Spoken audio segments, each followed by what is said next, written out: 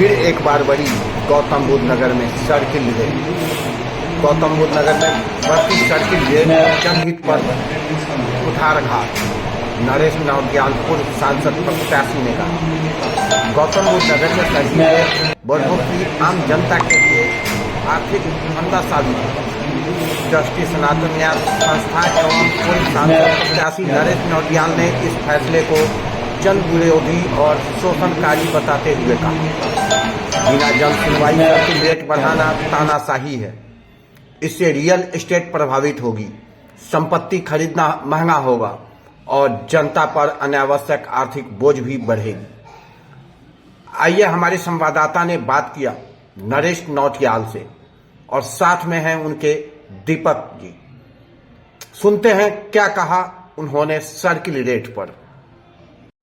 नरेश जी, आप यहाँ काफ़ी दिनों से हैं ग्रेटर नोएडा वेस्ट में, साथ में आपने भूतपूर्व सांसद प्रत्याशी के रूप में भी आप रहे हैं, इलेक्शन भी आपने लड़ा है, लेकिन आए दिन आपके क्षेत्र में कोई ना कोई घटनाएं हो रही हैं और अभी रिसेंटली अभी देखें तो सर्किल रेट आसमान छूने जा रही है, जिस पर आपने ज्ञापन दिया। सर्किल रेट के बारे में बताओ और क्या खामियाजा इसमें भुगतना बायर्स को और स्थानीय निवासियों को पड़ेगा। आज हमने डीएम महोदय को ज्ञापन दिया और साथ में अतुल जी को भी हमने ज्ञापन दिया और उन्हें अपनी आपत्तियां बताई हैं, इसमें क्या दिक्कतें हैं। हमने ये बताया है कि सुविधाएं जिले में क्या है, नहीं है हमारे पास, उन सुविधाओं का अभाव है, साथ में गंगा जल आपूर्ति का अभाव है और मेट्रो बस यहाँ तक कि शमशान घाट तक का अभाव है।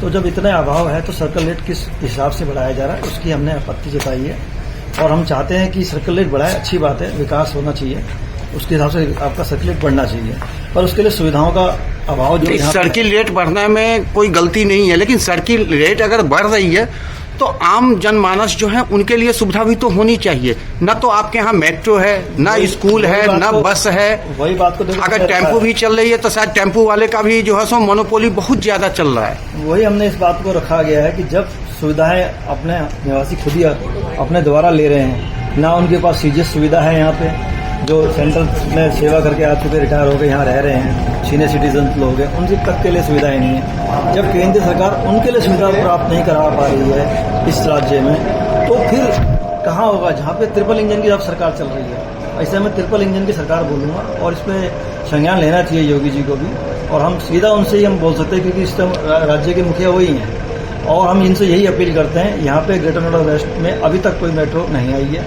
ना यहाँ गंगा जल की आपूर्ति हो पाई है, ना यहाँ पे कोई ट्रैफिक सुविधाएं हैं जिसकी वजह से यहाँ जाम की स्थिति बनती है। आपको देखो कितना विकास के बाद भी इतना कार्य करना पड़ रहा है कि रोज ट्रैफिक जाम को आप सामना हमें करना पड़ रहा है और रोज इसकी न्यूज़ें आती हैं। इसी बात के हमने अपना दर्ज किया, आपत्ति दर्ज किया कि जब यहाँ सुविधाएं नहीं, यहाँ तक कि शमशान घाट तक हमारे पास उपलब्ध नहीं है, सरकारी हॉस्पिटल नहीं है, स्कूल्स नहीं है, केंद्रीय विद्यालय नहीं है, तो फिर ये सर्किल रेट किस हिसाब से बढ़ाया जा रहा है, उसकी हमने एक ज्ञापन दिया है अतुल जी को और उनसे हमने रिक्वेस्ट की है कि इस पर तुरंत संज्ञान लिया जाए। हमें कोई आपत्ति नहीं है आप सर्किल रेट बढ़ाओ। इससे पीछे भी हमने नोएडा अथॉरिटी का ज्ञापन आया था जिसमें उन्होंने एफआईआर बढ़ाने की बात की थी, हमने उसमें भी उनको सपोर्ट किया था मिक्स्ड लैंड के लिए, पर हमने उनसे यही बोला था सुविधाएं दो, आपका हमें कोई फर्क नहीं पड़ता आप एफआईआर बढ़ा रहे हो, क्या बढ़ा रहे हो और आप क्या से विकास करवा रहे हो, और कम से कम एटलीस्ट उससे किसी निवासी को नुकसान ना हो। यही हमारी अपील है सरकार से और योगी जी महाराज से कि इस पे कार्य किया जाए। वैसे भी अब ट्रिपल इंजन की सरकार आपकी यहाँ पे है। नहीं, एक चीज और हम कहेंगे कि पिछले दिनों आपके ग्रेटर नोएडा वेस्ट में कई फुट ओवर ब्रिज का निर्माण हुआ, जिसका शिलान्यास माननीय विधायक महोदय और सांसद महोदय के द्वारा किया गया। उस पर भी आपने एक आरटीआई दायर किया था, उसकी हकीकत क्या थी? देखो, मेरे को अफसोस इस बात का होता है कि सांसद विधायक जो भी नेता है और आप उद्घाटन कीजिए, अच्छी बात है, आप एक अच्छा मैसेज देते हैं, पर एटलीस्ट उसमें आपका योगदान होना चाहिए। या तो आपके उसमें पैसे लगे हों, सांसद निधि से लगे हो, विधायक निधि से लगे हों, या हमारे गवर्नमेंट का पैसा उसमें इन्वॉल्व हो। इस फुट ओवर ब्रिज में बीओटी के द्वारा मैंने पता किया कि इसमें सरकार का पैसा नहीं है, ना इसमें सांसद का पैसा है, ना इसमें विधायक का पैसा है। जो मालिक इसमें पैसा लगा रहा है वो इसमें 10 साल या 15 साल की लीज लेता है अथॉरिटी से और उससे अपनी इनकम जनरेट करता है, पोस्टर लगा के, बैनर लगा के। तो इसमें फायदा एक निजी व्यापारी को हो रहा है और निजी व्यापारी ने एक सुविधा दी है हम पब्लिक को।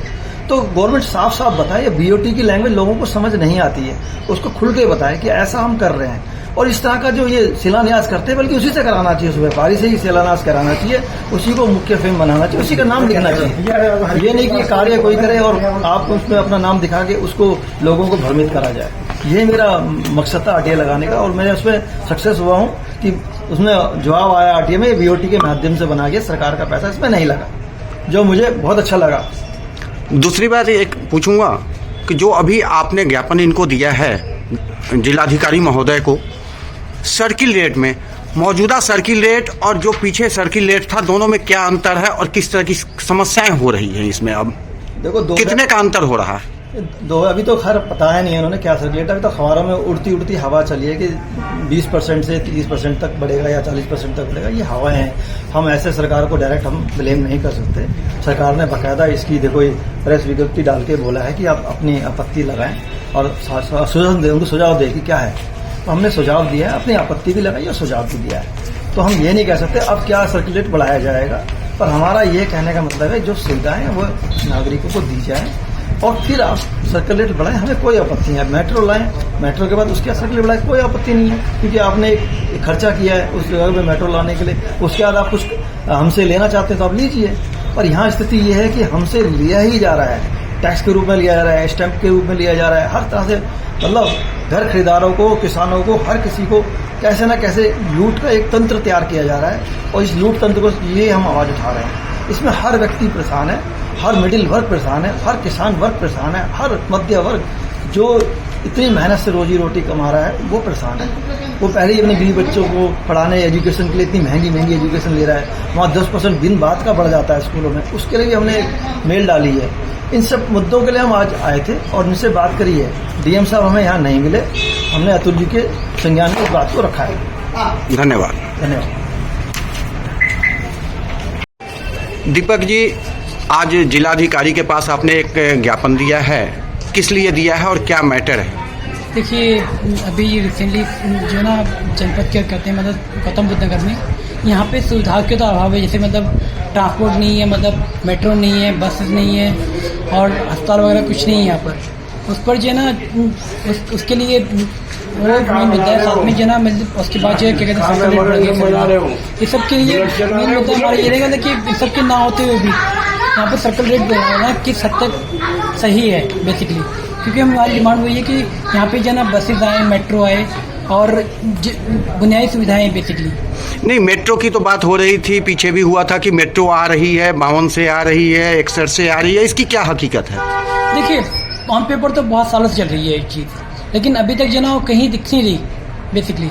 जब देखो कुछ ना कुछ कारण से अटक जाती है, कभी सेंट्रल अटक आता है, कभी स्टेट में कहीं ना कहीं इश्यूज आए थे, तो अभी तक तो कहीं लग नहीं रहा कि मतलब मेट्रो स्टार्ट होगी, और होगी तो कब होगी इसका कोई पता लग नहीं पा रहा कुछ भी। अच्छा, इस क्षेत्र में आप ग्रेटर नोएडा वेस्ट से बिलोंग कर रहे हैं, उस क्षेत्र में सरकारी स्कूल की कमी है, इसके बारे में क्या अभी कभी आपने बात किया? देखिए सर, सरकारी स्कूल ले दे के कुल मिला के हमारे दूर तक कुल मिला के क्या 2 कुल मिला दिखाई दे, लेकिन उनकी हालत भी बहुत ज़्यादा अच्छी नहीं है बेसिकली। अब क्या कहें क्या नहीं, देखो सरकारी स्कूलों की कहानी तो वही है फिर, लेकिन हाँ प्राइवेट स्कूल बहुत ज़्यादा धड़े से बड़े में, जिनकी फीस तो मतलब आसमान छूती है हर साल, बस यही हालत है। और सरकार को देखना चाहिए इस बारे में, तो वो भी एक इशू है बेसिकली। ठीक है।